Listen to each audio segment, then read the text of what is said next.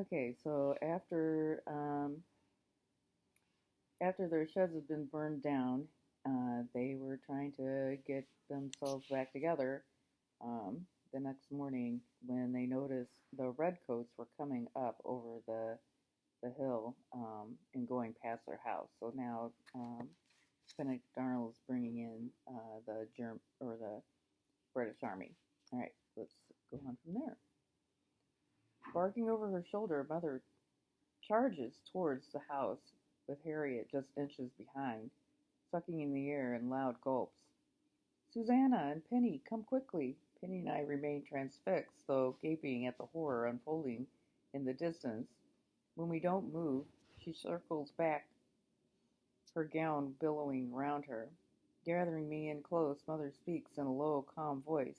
I don't know why, in God's name, that despicable Arnold is back. Hopefully they'll pass by us.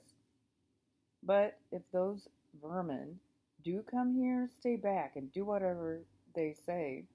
I wish to God your father and brothers were here, but we'll handle it, you and I.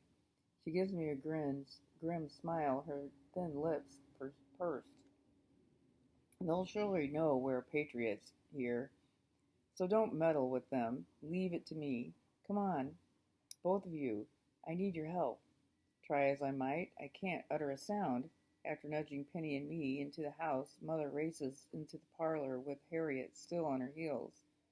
As if in a trance, we trail along behind Mother. Mother claps her hands. Come now, let's gather up the valuables. The vile vermin turncoats will surely scoop up everything, just like in Philadelphia.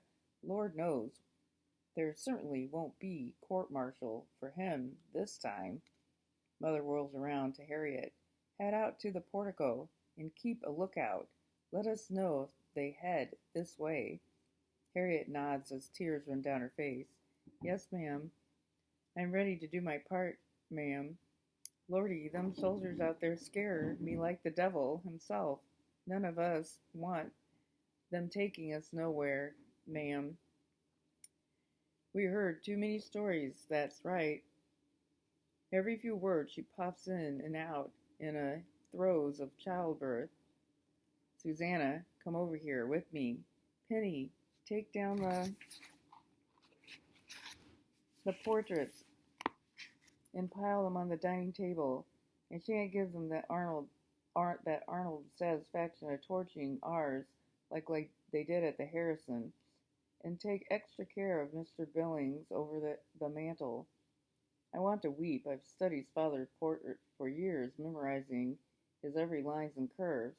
I love that we share our oval faces, almond-shaped hazel eyes, and auburn hair.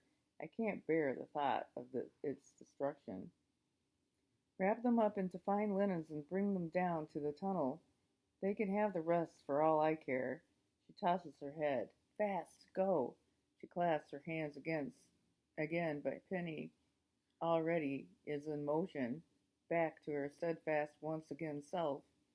Grabbing a large basket, Mother bristles about gathering up the prized heirlooms. Immobilized, I feel like an observer from far away. Detached, I watch Mother grab fistfuls of sterling silver and stuff it in various teapots and vases, making a bunch of clinking sounds. Lastly, she shoves the smattering of pewter candlesticks willy-nilly into the empty crevices, the scant remains of her vast collection. With a resounding thud, she slams the stuffed vessels into her remaining silver tray.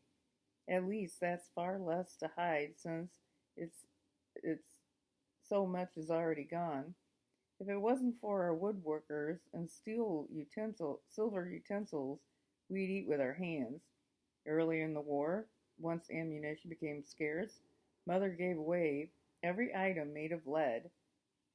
Then, when the lead became scarce, she sacrificed her pewter mugs, melting them down into bullets herself. But it was well worth the sacrifice. I'm proud of the many musket balls we provided. I only wish to lodge one in Benedict Arnold's heart, if he still has one. Mother cackles as if impressed by her own spite. After plucking 2 urns and a tea set down into the platter, she thrusts it at me. Still in shock, I hold my arms out like a wooden doll. Within seconds, Mother grabs another tray and sets about filling it. Father built this house himself, and the king's men aren't going to destroy it if it, if I have anything to say about it. Now come along, Susanna, down in the cellar. We'll see this through. You just watch. Mind the stairs now, lest you go grab over the tea kettle. I gaze at Mother's retreating back. With a hump in my throat, I can't manage any response. Crouching down to keep myself steady, I shuffle down the steep wooden steps behind her.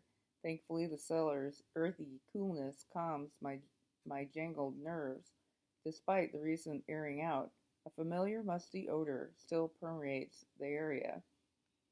Mother plucks her overflowing basket on the dirt floor and grabs the lantern.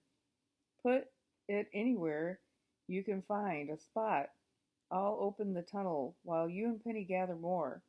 After several attempts at lighting it, the lantern finally casts a dim glow. She opens the door along the wall, revealing a cavern of blackness. Clouds of dust waft through the air, followed by a blanket of damp chillness, a foreboding as a foreboding of a sinister force invading City Point. Holding the lantern aloft, Mother scuttles into the brick tunnel, her low heels clicking. Keep bringing everything down as fast as your feet can carry you. Go, empty the hutch, and remember to wrap the china in the tablecloths. Tucking my chin, I race up the narrow stairs and slam into Penny, who has the portrait piled up to her chin. With bulging eyes, she staggers backwards as her precarious pile teeters. Terrified of damaging Father's beloved portrait, I reach out to steady her. After a nerve-wracking moment, her precarious stack settles back in line. We exchange sighs of relief, escaping mercifully that Mother didn't witness our near disaster. Then up and down we go, like a seesaw, hiding my family's treasured belongings. With almost superhuman strength, Mother hauls the cargo into the tunnel while jabbering away in a frenzied state. This was always Father's favorite place. He said it lets you escape from the world. Wiping her hands from her apron, she frowns. I've got quite a mind to disappear right now, but I won't give that traitorous fool any such satisfaction. If he dares come here and set fire to this house, he shall do it while my eyes bore into his skull. And if he has the gall to quarter here, one thing is for sure. She raised her index finger. With God as my witness, I shan't restrain myself from strangling him in the darkness of the night. She releases a cackle. How I would relish such a task. Racing upstairs for another load, I shudder. Of course, such a bold act would make Mother a celebrated patriot heroine, but the price is too much.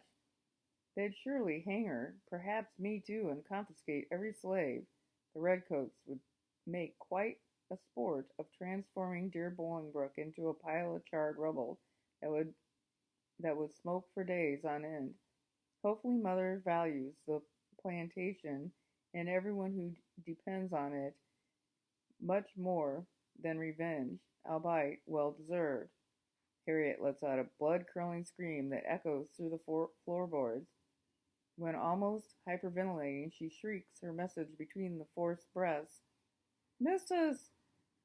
You best come up here right away. The British! They are coming right here to Bolingbroke. Shedding her ladylike persona, Mother yells at the top of her lungs. I thought we would be done with our part. Will, for God's sake, war never end before it ruins every last one of us? Her raw emotions shake me to the core. She never despairs, not ever. It isn't in her constitution, not until now. Harriet hollers down again the stairs. Great God Almighty! Look at them all out there! Sure enough, they were coming here, straight away to Bolingbroke.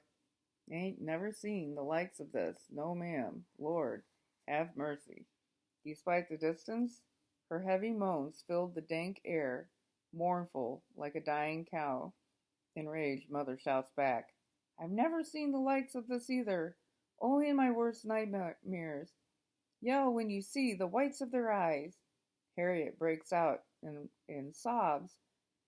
I've been out there bringing in water all day. I ain't seen nothing coming up river but one boat. No, ma'am. What does that insufferable Arnold want with us again? Mother stamps her foot. We certainly haven't any tobacco left, if that's what he's after. Doesn't the loathsome turncoat remember burning our warehouses? And all of Richmond's back in January? I suppose he wants a second chance at finding our munitions supply. But why, pray tell, he head to Bolingbroke of all places? Does he think it's hidden here? With loathing in my heart, I feel a dread dash over me like a tidal wave. The answer is obvious, as much as she doesn't want to acknowledge it. He decided to quarter here, and we've heard too many horrifying stories about the ab- abomination to court to count.